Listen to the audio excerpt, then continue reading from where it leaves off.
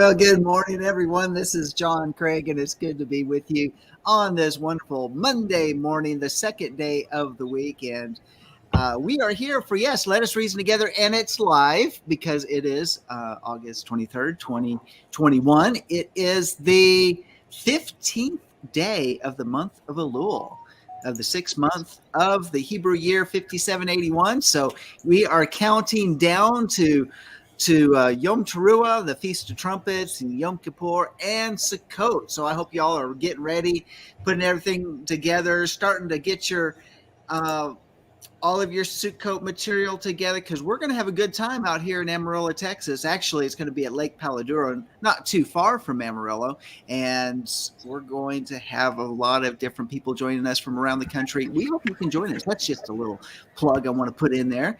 But what is this show? I'll be there. I'll be there. Mark will be there. I am excited. I'll be there. Mark and Donna and Dina Dye and Eddie Chumney and John and Sandi Craig and Eddie and Tammy Johnson and James and Abigail O'Hare and all of great. Yeah, Nitsa Moshe. Okay, all right. So there's so many different people here. Yeah, you're gonna miss somebody. I'm sure I missed somebody. I don't want to miss anybody. Oh, and if man, I missed your name, please don't be offended. You should just never list people off. Never. Because you're always going to miss that one person, and that's going to be the one person that gets offended by everything. Yeah. Did you mention me? I did mention you. Oh, okay. Did you mention Sandy? I did mention Sandy. Okay. Yeah. All right. Okay. Yeah. So I'm not really here. You know, I'm not really here. I'm in your head. The people out there, they can't hear me. Just you. I'm in your head. So it's only in your head until I introduce my co-host. And I'm not going to do that yet because I'm going to bring my co-host in here in just a minute because I have to say this. What's Let Us Reason Together about? It's about Isaiah 118. Come now and let us reason together, says Yahweh. Though your sins are scarlet, they'll be as white as snow. Though they are red like crimson, they will be like wool. And this is where we sit down, reason out current events, cultural shifts, and of course this week's Torah portion. And we can either push back or push through. Nevertheless, if iron doesn't sharpen iron, sparks will never fly, let alone ever get a fire going. And without a little heat and a good midrash, how will our hearts ever get soft and moldable enough to be transformed in the way that the Spirit, Ruach HaKodesh, wants us to be? And I hope you have a little fun along the way, because I got some things I want to share with you. First thing, on the more serious side, before we hit some of these, funny, hilarious headlines, or they actually are headlines. We'll actually talk about that and some shower thoughts. I've got some other headlines that we can't talk about on this one. You're going to have to go over to the uncensored side of Let Us Reason Together, but that's going to be later on. But to give us a good kickoff and also the Torah portion, let me not forget about the Torah portion because Sandy's got a nice little nugget for us today. The verse of the day taken from the Brit Hadashah for this week's Torah portion is Matthew 4:23 and 24. And it says, Yeshua is going throughout all Galilee, teaching in their synagogues and proclaiming the gospel of the kingdom and healing every kind of disease and every kind of sickness among the people. Now get this. The news about him spread throughout all Syria, and they brought to him all who were ill, those suffering with various diseases and pains, demoniacs, epileptics, paralytics, and he healed them. Don't we serve a mighty Yah? So whatever you have, whatever's going on, just understand that Yeshua is the solution, the answer for all of it. And I just said, and I love how it says various diseases and pains.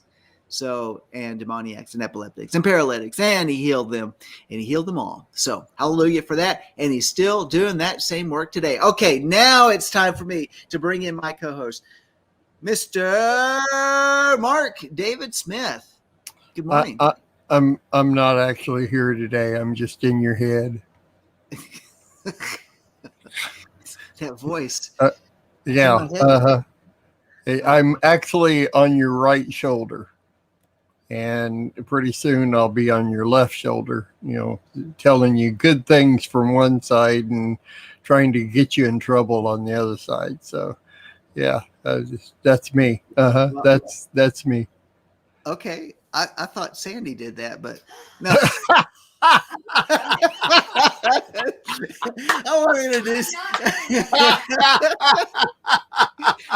Oh, that was the most perfect response. Well, Miss Sandi Craig, I need you to come in here for a second. I do not whisper things on here. I'm going to tell you something. She'll just say it on one side, and she's going to shoot it straight. That's the way. She's a straight shooter. Miss Sandi Craig, she's going to be sitting on my right shoulder right now. I got Mark on my other right shoulder. So I got Sandy on my right shoulder and Mark on my right shoulder. No, I'm on your left shoulder.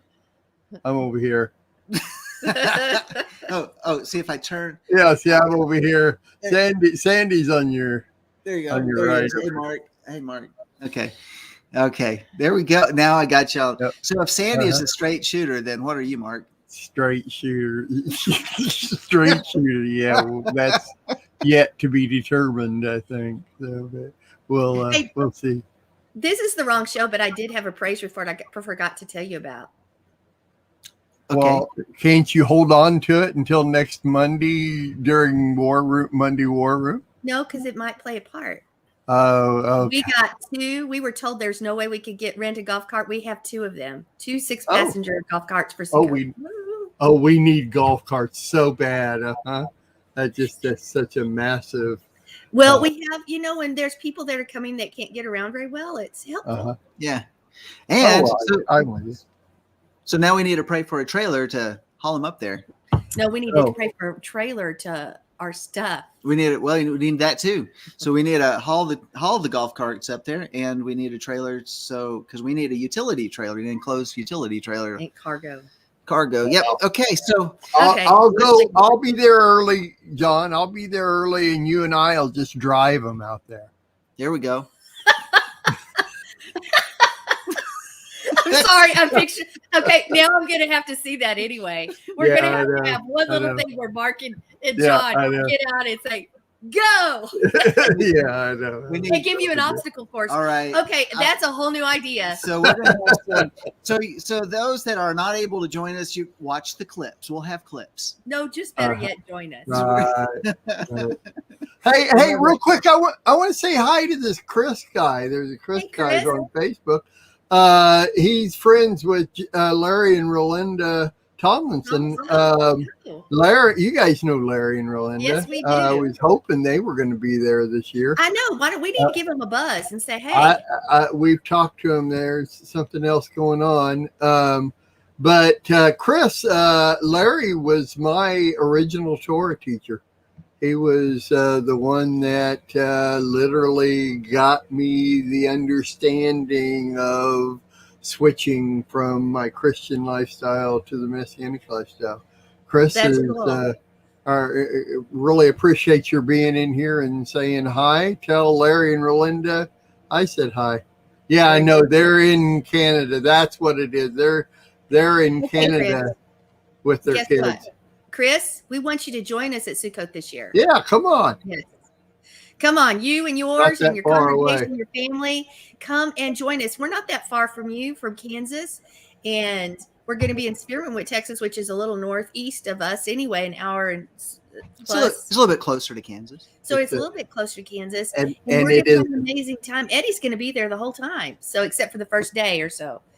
And that drive from Amarillo to the camp is longer than a drive through Kansas. Or at least it feels like it. You can drive from one end of Kansas to the other end, from east to west or vice versa, and the drive from Amarillo to Spearman or the camp is more boring in an hour drive than it is the 8-hour drive across the state of Kansas. I don't know if I agree with you. That's fact. I've been across Kansas many times, and it's just like, Where is this next? That's because you've driven it many times is why. See? All right. All right. Hey, we got some great headlines and some shower thoughts that we need to bring up. So let's break into that segment. Oh, we need an intro then, don't we? We do. Okay. Well, where is it? Oh, I'm supposed to be doing these, aren't I? Okay. Somebody stole our intro. Oh, there it is.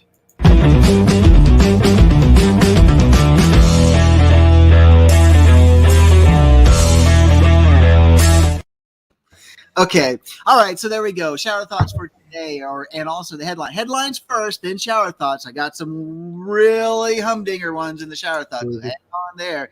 But Mark, we need that longer one. We need that longer intro. I don't know. I don't remember a longer intro. Yeah, there was. It was really? It had a lot more to it. Yeah. Was it you actually taking a shower, or what was it? No, we don't want to see that. No, we don't want to see that. No. But everybody would have a fun time, I guess. I don't know. All right. Well, I could make a longer one. I don't remember a longer one. That's all right. We'll figure it out. Hey, so here we go. First headline of the day, and this is from the region, and this is about homicide victims rarely talk to police. Victims, yeah. Oh my goodness, these headlines. Yeah. Well, yep. It's true. It's true. This is I don't think homicide victims ever talk to police. No fake news here.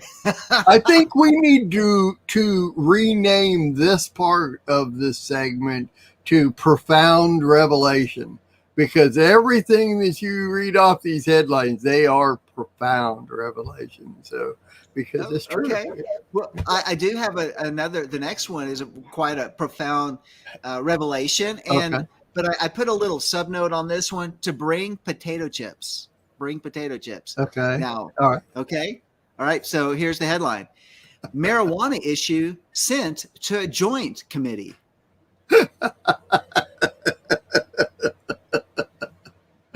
Oh, that would have been bring the potato chips. Yeah. That's By good. the way, this is for our Canadian listeners. That's from the Toronto Star. They don't have pot up there, do they? Yeah, They don't, so there have, you they go. don't have marijuana in Canada, do they? I've not been to Canada since I was about like 2 years old, so I cannot tell you personally. I see. Oh, okay. Yeah. So, well, it's just what I heard. But I heard that they do. Okay. Oh, okay. All right. All right. So how about this next one? Knowing that, let me frame this right now is that, China has been really building up their military, their navy, their warring machine, the war machine, and getting ready for events that are coming upon the world. Well, get this one. I thought this was very interesting because it made the headlines. China may be using sea to hide its submarines.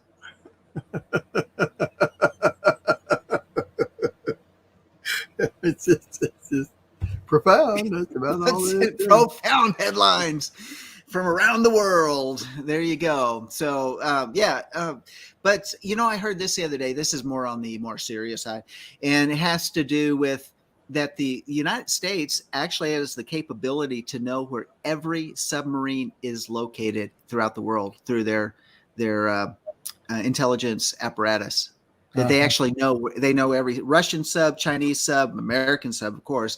Every nation in the world that has submarines, they know exactly where they're located, and they're tracking them constantly, 24/7. But what if there's a technology that's created and they don't know that they don't know where some are because of a new technology? I mean, that's always a possibility too. To make them stealth subs, it costs them. I heard that now Russia does have some stealth subs, that they've actually come up with some tremendous technology that way as well. But so is the United States. So they paint the outside of the submarine blue and make it wavy so it looks like the ocean, the outside of it. So that's why it's stealth.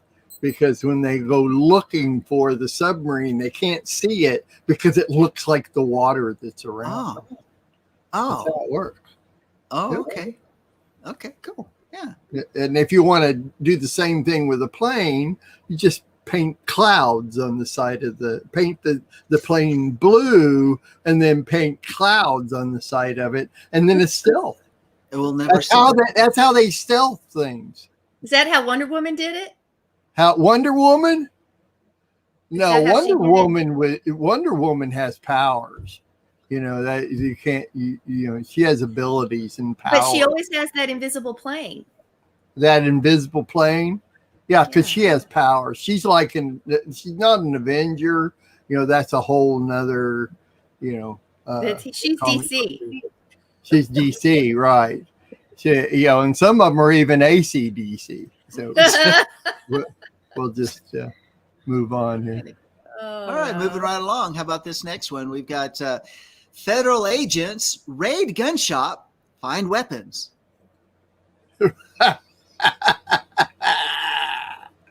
Okay. Were they surprised? I guess so. Look, weapons. Oh, that's we got it. It's like, can you imagine the planning? We found a hot one, a hot spot. We got word. The gun shop has weapons. there we go. There you go. There's Bring your the potato chips. Yeah, that's fun. Okay, how about this next one? This one's it's a little dated. Okay, it's a little dated. They all Actually, some of these are really dated, but this one's a little dated. But I think we can all relate to it if you're not a millennial. Okay, and this is Diana was still alive hours before she died. Diana, you know the. But even that, if you're alive before you die, woohoo! Yeah. I mean, really? Yeah. No, let me just say this. This was exclusive to all newspapers. Exclusive. This was an exclusive report. Diana was still alive hours before she died. Okay. Why is this one dated? I'm not understanding why it's dated. Princess Di. Yeah, Princess Di. Di. Princess Di. Oh, I didn't hear the princess. Well, there wasn't a princess. Yeah. Everybody, if you just say Diana and it's a world figure, you often think really? I'm sorry, I don't. I'm not obsessed with her like everybody else on the planet was. You're not? I wasn't, and I am still not. I've already seen all the documentaries on it and everything, and so stinking sick of them and the Crown and all that stuff, you know. Anyway, people are obsessed with that stuff. You say Diana, that's, you know, just generically anybody. So now I see why it's dated. Never mind. Moving on. Okay, right. So, and I don't just necessarily disagree with you, Mark. Okay, I just, you know. Okay, so here we go. Here's the next one, and this is from the Daily Sun. Man kills himself and runs away. How does that happen? It's a miracle. It's a miracle. How do you do that? The other one with that verse from the Torah portion that I brought in today. Yeah. Yeah. He killed himself, was resurrected. Okay. And that's in the article? That's actually in the article? No, it just says he kills himself and then he runs away. Yeah. After he kills himself. Runs away. Another millennial, I'm sure. So, okay. And I've got one last one here. Okay. Good. And who needs articles when the headlines say it all? Okay. All right. So you're going to love this one. All right. Sorry. Based on what you just said, it's like a newspaper that has no articles, just headlines. Who needs an article when the headlines say it? Right? Right? Seriously. Go ahead. Yeah. I'm sorry. Go ahead. So here it is. Woman in sumo wrestler suit assaulted her ex-girlfriend in a gay pub after she waved at man dressed in Snickers bar. or is dressed as a Snickers bar. Should I read that again? Woman in sumo wrestler suit assaulted her ex-girlfriend in gay pub after she waved at a man dressed as a Snickers bar. Okay.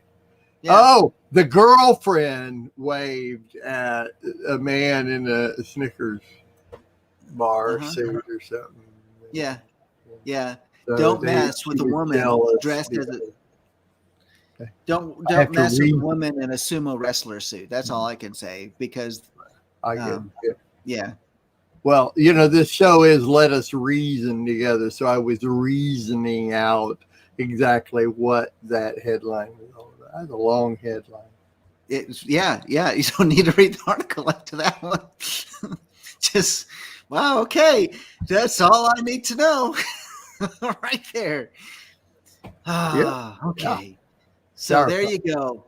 So and how did you call it, Mark? These headlines? Profound revelation. Profound revelation in That's headlines. Right. These are very profound. Okay, now it's time to hit the shower thoughts. And by the way, you're going to stick around for the last shower thought, because it is absolutely going to blow you away. All right. So cool. Yeah. Okay. Let's go but all of them are just profound as well. How about this one? Deep thoughts that make you say, Of course, you don't know what the weird and quirky shower thoughts are. Is when these profound thoughts that you have while you're taking a shower, and it's like your mind is just going free. Okay, we got that. Okay. All right. So going on.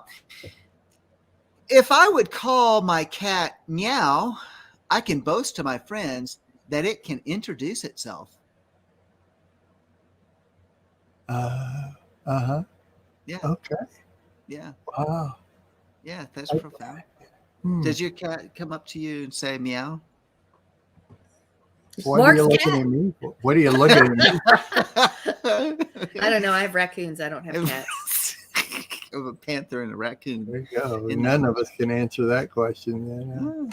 So, all right. So that was profound. Profoundly stumped my co-host. Okay. How about this one? When you rob a bank, you can stop worrying about rent, food, bills for several years, regardless of whether you get caught or not.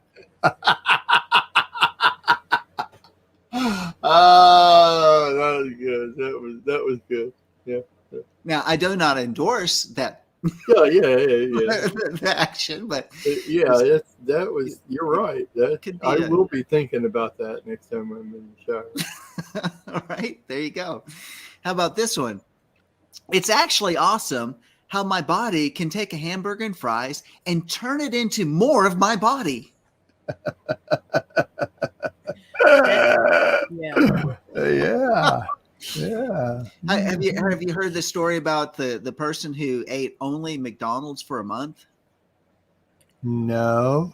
Oh, yeah. That it's like I don't remember all the details, but the amount of weight that person put on, as well as the cholesterol issues and stuff after that month, was rather profound. I mean, it's like gaining like 30 pounds. I mean, I don't know if that's accurate or not, but the amount of weight that someone put on for eating. So yeah, added to his body. Okay. How about this one? In a hospital, you can find people experiencing the worst, the happiest, the first, or the last day of their lives. All in the hospital. All in the hospital. So hospitals are good. Yeah. No, they're not good. I disagree. Oh, okay. Well, so that's what we're about, is agreeing or disagreeing with each other. It's reason. Yeah. Just reason those thoughts out. Okay. All right. So I mean, think about newborn babies. Okay, we got it. All right. Yeah. We got it. Got the other Yeah. We got it. That was just talking about Here comes the one on the left shoulder. Go ahead.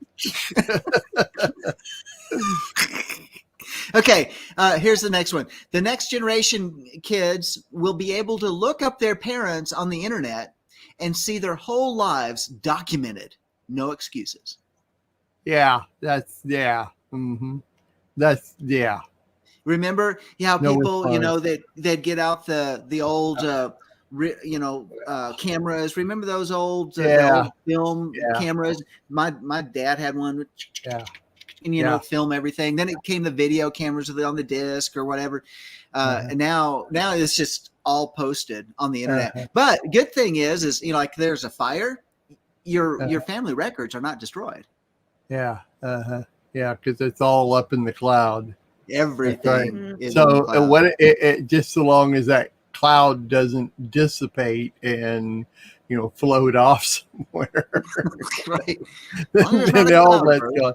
Well, see, it's like, we all grew up with, our parents taking pictures and videos, and I've got some old 8mm videos of our family reunions and going to the lake and all that kind of stuff. So I've got a lot of that documentation. But today, for instance, my 2 grandsons are the sons of 2 millennials. And those millennials just love using their phone to document things. And it's kind of like, in 20 years from now, when you want to look at those videos of your sons growing up, where are they? It's like Marco Polo. Marco Polo's a lot. And it's kind of like, those are gone. They're just gone, and so it's like, not saying today's technology is all that much better than what we had before, right? Especially if everything's just gone, Well, think about this.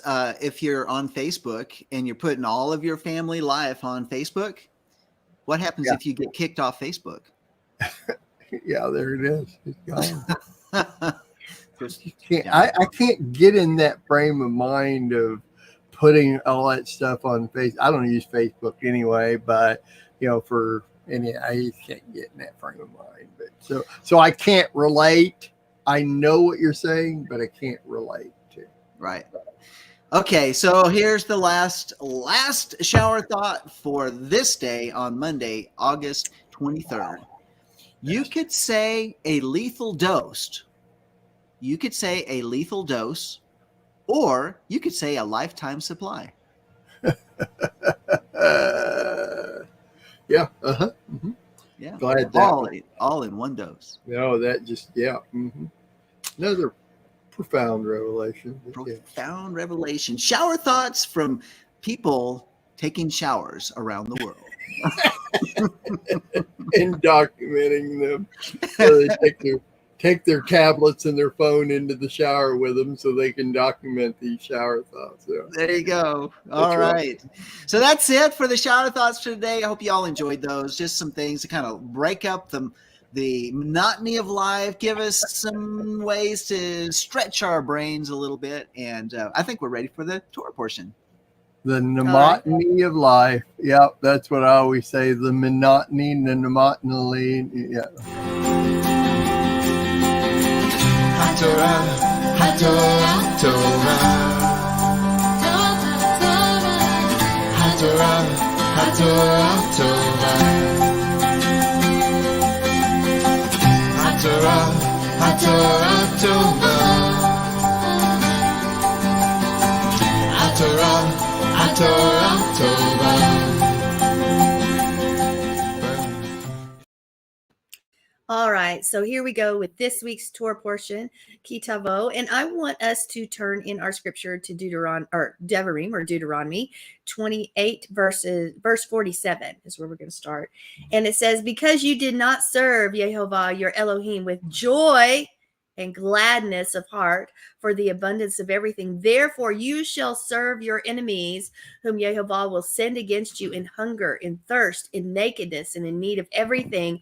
And he will put a yoke of iron on your neck until he has destroyed you. Okay. When I look at this, I think of a command that most of us do not even think about, is serving with joy. Because most of us don't walk around very joyful this day and this hour. We're just like the children of Israel. We complain and we gripe and we throw fits and we do all sorts of things, but do we serve him with joy? There's a quote from Pierre Teilhard de Chardin that says, joy is the infallible sign of the presence of God. Well, he tells us to serve with joy.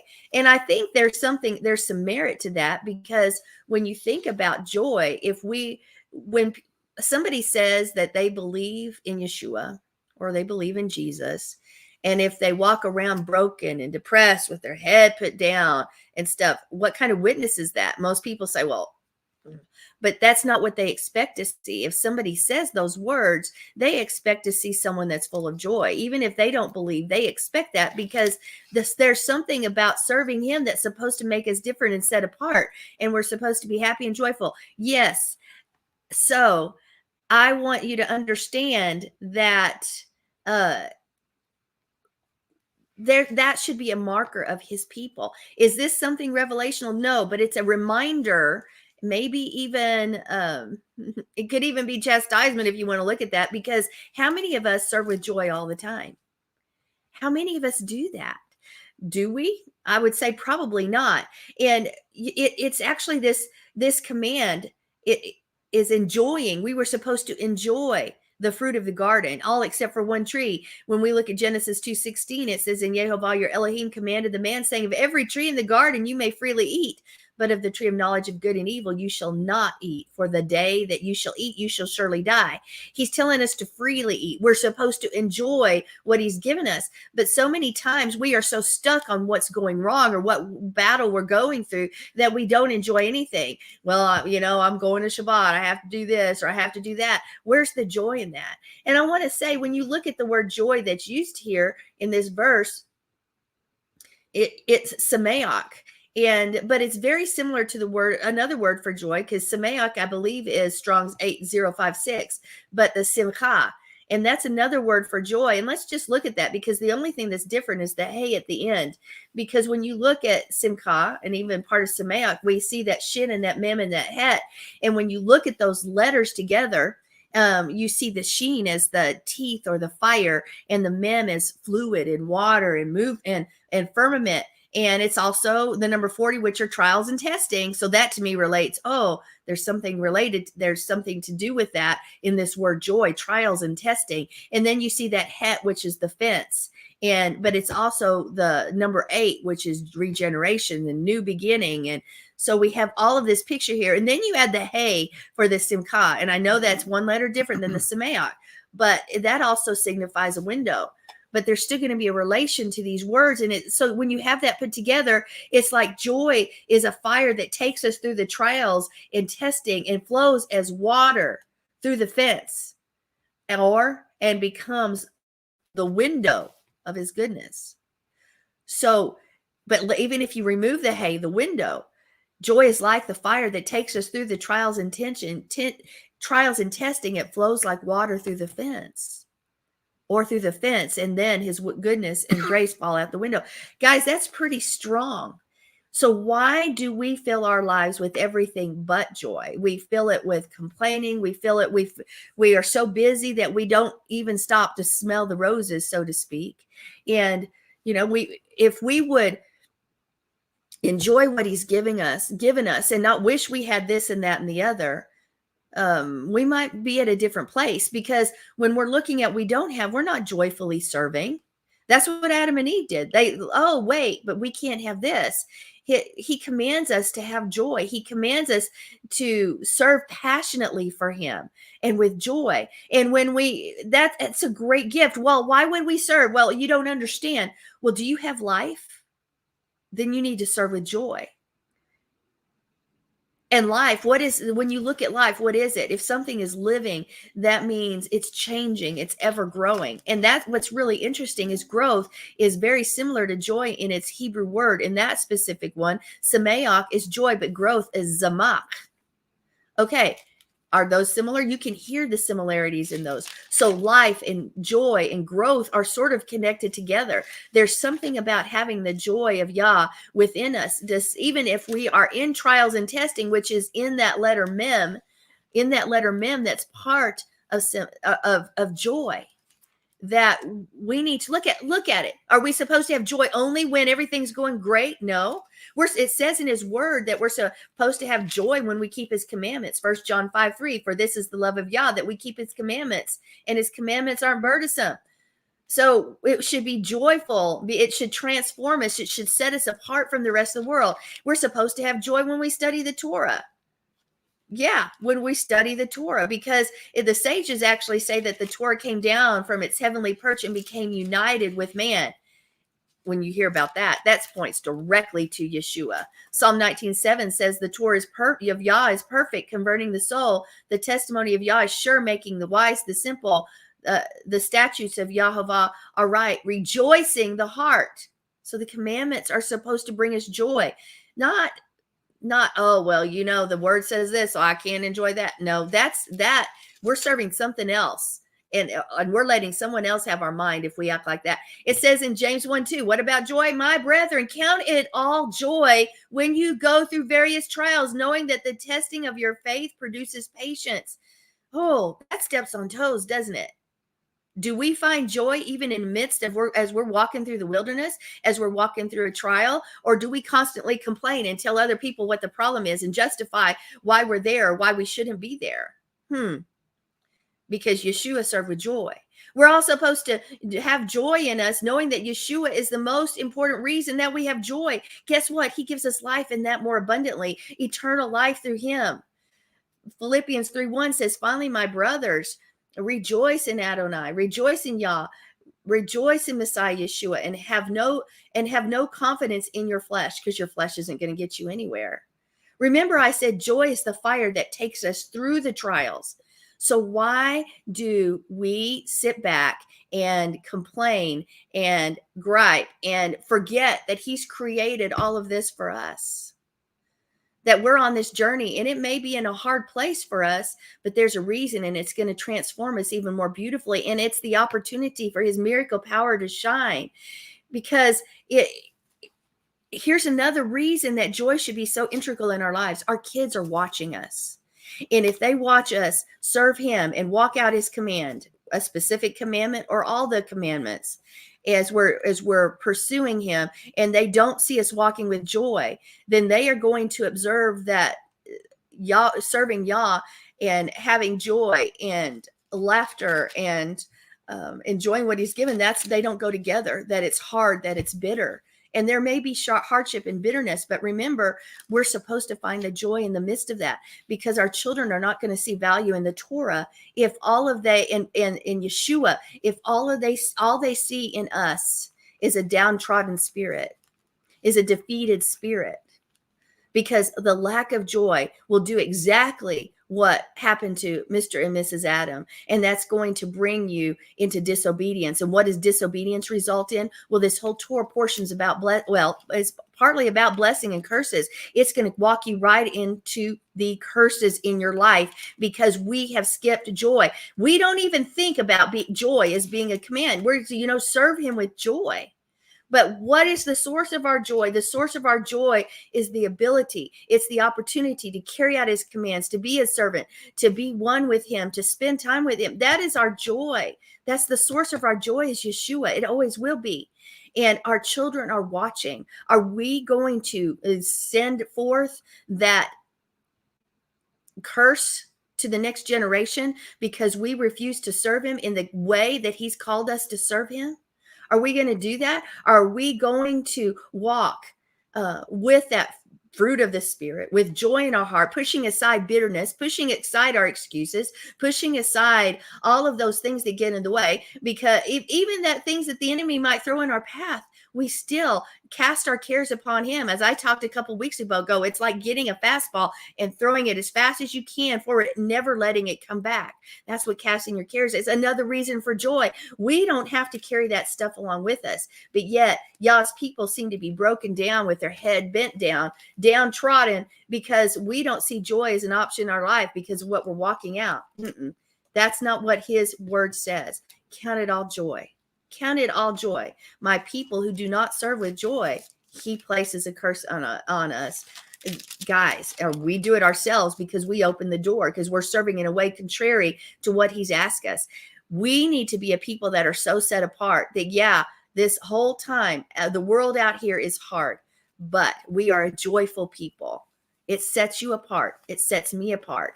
And it shows that we serve a different God than everyone else. We serve a God, a Yah who we can trust in, who we know gets us to the other side. That is a reason to rejoice. That is a reason for joy, because he gives us life and that more abundantly, and we rest in him.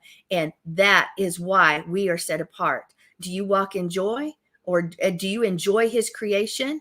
Do you understand that joy overrides every circumstance, or do you let the circumstance override your joy? Ah, good. Very good, Sandy. That's some really pointing points. Mark, come back and join us here. And let me hear what you have to say about joy. Well, it doesn't have to be about joy. It's about serving. It's about, all of it. It's all about that. Yeah. No, it's got to be about serving with joy. I got the joy down in my heart. Where? Down in my heart. Down in my heart. Yeah. All You're right. more spiritual. Yeah. You're more spiritual than I am, Mark, because the song that was going through my head is that we had joy, we had fun, we had seasons in the sun. I don't remember the rest of the words, but that's what hit my mind. I've always thought that I was much more spiritual than you, John. So, it just confirms it. Well, the one that went through my head, and Twyla, if she's there in the chat, will be able to say, and hello, Dane and Chandra and Twyla. Chandra from Trinidad. Yeah, that's cool. That's great. But here it was joy unspeakable and full of glory, full of glory, full of, I've got the joy. And that one, that's a scripture song from the 80s or 70s or 80, early 80s, something like that. Yeah. And we got. So you're the only lost one. I'm the, pray for me. Hold up just a second. John, you go. I got to take care of some business here. Okay. So what I was just thinking about some different things. I was thinking about the whole concept of joy, because it's actually something that is a fruit. It is a fruit of the Spirit. And when we think about, one of the things that we talked about in a Torah portion a couple of weeks ago is about how men are like trees, or trees are men, when we talk about it metaphorically within the scripture. And which brought me over to Revelation chapter 22, where in verse 1 and 2 it says, and he showed me a river of the water of life, clear as crystal, coming from the throne of God and of the Lamb. In the middle of its street and on either side of the river was the tree of life, bearing 12 kinds of fruit, yielding its fruit every month, and its leaves of the trees for the healing of the nations. And I was just thinking about when we're really looking at it, when you go back to the garden, we know what the tree of life is, but essentially is that with Yeshua we become a tree of life. Now, we're not the tree of life, but it is that if men are like trees, we see the metaphorical relationship there.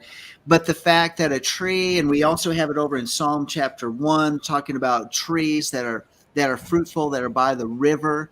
And if we are truly like that tree that's planted by the river, that is taking in what is the river that's coming from the throne, other than that we often see that the Spirit of the living God is like a river flowing from the throne. It is often equated with water, springs of life flowing up from our belly, all of those type of metaphors that we talk about, and how it is that the fruit of our lives, as if we are trees. I mean, Paul brings that into the picture in Galatians chapter 5, verse 22, that the fruit of the Spirit is love, joy, peace, patience, kindness, goodness, faithfulness, gentleness, and self-control. These are fruit that should be manifesting in our life when we're planted by the river of life. No matter what the circumstances. No matter what the circumstances, always bearing fruit every month. And that our leaves, and you think about leaves, our very hands are meant for a healing of the nations. And so, I mean, I've also often thought, not metaphorically speaking, but eating the leaves of the tree of life will bring healing. But metaphorically speaking, the leaves are our hands that bring the healing, but the fruit that is produced when we're rooted and we're getting our nutrients, our life source from that river, as our roots go down deep, then we will bear forth. It just becomes part of us. The fruitfulness of our life is joy, is love, is peace, is patience, is kindness. It's all of these different things, but it's absorbed and it comes out of us. We're transformed to be that way. It's not like we're trying to act that way, but it is part of our being to have joy in our life. And therefore, what does the enemy want to do? He wants to bring in different things that will eat away at the fruit of our lives. And we think about where it says the locusts, all these different locusts that come in to destroy and to eat up everything. When we recognize, one of the ways we can recognize that a locust is coming in and eating away our fruit is to say, are we manifesting that fruit? Are we manifesting joy in our life? Are we manifesting these things that the Father has put in us? And are those branches getting corrupted? Maybe we need to get some pruning going on and trimmed off so that we can become more fruitful. And maybe that's some of the things that we can see metaphorically what's happening when we go through trials in our life, that I don't feel joyful. I don't feel shalom. I don't feel love. Well, you know what? It's not that we feel it. Feeling follows the will, and our choices of what we make, we decide that this is our life. This is part of our fruitfulness. Therefore, I'm not going to let circumstances take control. Well, it says in the word that the joy of the Lord is our strength. The joy of the Lord is our strength. So where's our strength coming from? It's the joy of serving. It's the joy of Yah. Yeah. So there you go. So that's my 2 cents on that one. Is some things that I've been thinking about. Yeah, Mark. Oh, I think that was worth like 3 cents or more, brother, at least. I really do. Joy. I actually didn't go look up the Brit Hadashah beforehand, but I did go check it out, and it's interesting. Of course, he's always apply Matthew 4:13 through 24. It's Torah Portion's website's all messed up. A couple of parts here. Yeshua calls the first disciples while walking by the Sea of Galilee. He saw 2 brothers, fishermen. I'm scanning here. I read it while ago, and it goes along with this. Immediately they left their nets and followed him. And going on from where he saw the 2 brothers, he saw John and all of them. Immediately they left the boat and followed him. And he went throughout all Galilee, teaching in their synagogues and proclaiming the gospel of the kingdom and healing every disease and every affliction among the people. So his fame spread throughout all Syria. And they brought him all the sick whose afflictions were various diseases and pains, those oppressed by demons, those having seizures and paralytics, and he healed them. What joy! That's, I read those things. To me, all I got to do is read what Yeshua did, and I have joy. And, I know Sandy's heard me say this from the millennials, the millennial time that we've spent together doing shows. But I suggest that we all read the crucifixion account from the time Yeshua was arrested to the end of all 4 Gospels at least once a month. I maybe pick one Gospel a month and read from the time he's arrested till the end of the book. And if we would do that and get the understanding of why we are who we are, what more joy could there possibly be? I mean, you don't want to find joy in the death, I mean, especially of our Messiah. We don't want to find joy, but that's the ultimate joy.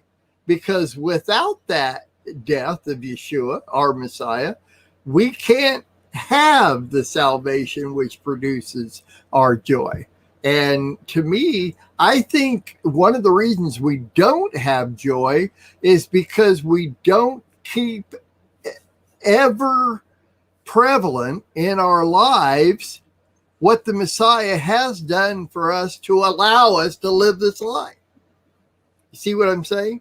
That's where we lose our joy, is because we allow ourselves to get caught up in everything else except what Yeshua did. Whether it even just open the New Testament, one of the Gospels, and just start reading from anywhere should give you joy. You know, Eddie, especially because we're seeing what Yeshua did. I mean, our whole life, everything that we do is all based on what Yeshua did for us. Is that not right? I mean, is that not true? Or yes. What? It's not anything we've done. There's not one little fraction of something that we've done to cause us to have joy. It all has to do with the Messiah did for us. And so if we're not keeping that ever prevalent in our lives, the joy we have is made up. That's, that's just the way I can kind of see it. It's there's other stuff that we have. We can have faith and we can have made up faith. But if it comes from our Messiah, then it's real faith. There's so much counterfeit what we should be living our lives that we need to recognize the difference between the counterfeit and what's real as far as what Messiah has done. And that within itself, that's where my joy comes from, is keeping the Messiah's works for me prevalent in my life. That's where my joy comes from. Well, I really like what you said, and when you talked about we don't rejoice in the death of Messiah, yet that's where our joy comes from, and we know a seed must die to bring forth life. And then I talked about life and growth being connected to joy, and and so that we've just got to remember how that plays together, just as you said. Hallelujah for that. And joy is, if somebody is joyful, it's not something you can really fake, because you can see truth in that. And you can see there's a glimmer in the eye. There's a smile that's not a fake smile. There's something about pure joy coming through somebody, even in the midst of trial, that is a witness, that is an ed to everybody else. And therefore, why do you think he commands that in our lives? Because it is a witness and a testimony to everyone else around us. And yet his people mostly don't walk around that way. That's right. And so we are not being a witness to the world. We are not being the set apart ones. We look just like everybody else, because literally the joy in our countenance will shine forth beyond any circumstance. And it literally is almost contagious, because what are you smiling about? Why are your eyes sparkling? Right. What's gleaming? It gives us that opportunity to tell them why, but instead we are just the opposite. So guys, let's truly find it. It seems simple, but it's not, and small, but it's not small. This isn't a small thing. It is how we carry on our lives each and every day. Very good. Very good. Oh, we're being a witness to the world, all right. It's just a lot of bad witnessing. That's exactly right. Yeah. Exactly. Oh, okay. All right. Since you brought that up, before we move on to our next segment for the uncensored news, which we need to say we're gonna get there, but I do want to say this, is that there are, those of us that are Messianic, those of us that are Hebrew roots oriented, and which is nothing more than going to the very roots of our faith, doing what Yeshua did. Believe in the whole word. Believe in the whole word. I mean, it's just simply digging in deeper. And but here's the issue, and I think it was even brought up earlier. It was in the war room, where it was like, stop stop capitalizing on these petty differences. If you, It's a prayer, yeah, it was a prayer this morning, and I was like, that's right on, because there's so many people, it just brings division. Well, you don't say the word just right. You don't say this just right. I believe it this way. Okay. Yeah. Now get this, there's people out there that call themselves Hebrew roots, and they've got themselves into political controversies that are destroying the very basic bottom line basics of our faith. And yeah, y'all don't know. I came across something that's been a few weeks ago, but a guy that was he called himself Hebrew Roots, but he was defaming some major alternative news commentators and just going after them with lies and stuff. And it's, guys, let's just major on the majors. Let's stay focused on what we need to stay focused on. And I love what you said, Mark, is in regards to where's our vision? If we lose our vision, if we forget that Yeshua's got to be the center of everything, and reading those gospels like they are helps us keep that vision straight and keep it focused, then we are going to go into the weeds, and we're going to go off into the areas that we don't need to be going on to, because we want to make a name for ourselves, or because we want to be, it's not that everybody wants to be controversial, but we want to be right. We have to be exactly right. That's not what it's about. What it's about is Yeshua. And we're all going to be coming together with him. And all these little petty stuff is lack of vision. It's majoring on minors, and it doesn't matter. It does not matter. Mm-hmm. And so there's my soapbox for the day. Mm-hmm. And I agree. Very, very important that we keep that focus right. Sandy, you just brought in a lot of great stuff, and I really appreciate you jumping in this morning with the Torah portion. And we miss Eddie and Tammy, by the way. Pray for them. We hope to have them back next week if they get that stuff together. And also want to just say one more time, we've been talking about Sukkot. We want y'all to join us at Sukkot over at Lake Paladuro here in the Texas Panhandle. We're going to have a great time. We've extended registration. Come in and join us, everybody. Yeah. Amen. Very good. Hey, I want to mention before we jump over, and we're going to jump over to the website and Twitch. Lamb Network now owns its own mediary, so we don't even need any social media. They can all kick us off, and we'll still broadcast from the website all the time.